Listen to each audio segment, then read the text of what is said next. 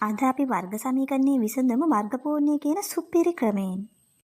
අපේ සමීකරණයේ x වර්ගයේ ධන 6x ධන 5 සමානයි 0 නම් මුලින්ම අපි සමීකරණයේ දෙපසටම ඍණ 5ක් එකතු කරමු. එවිට අපිට ලැබෙනවා x වර්ගයේ ධන 6x සමානයි ඍණ 5.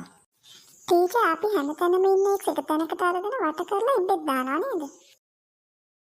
ඒ කතාවේ වැරැද්දක් නැහැ.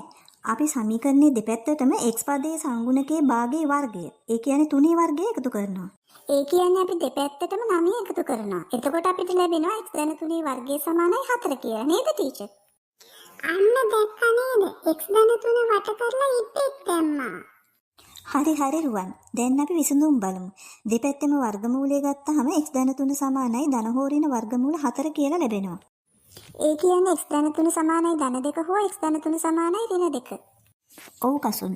එහෙනම් පිළිතුර x සමානයි ඍණ 1 හෝ x සමානයි ඍණ 5.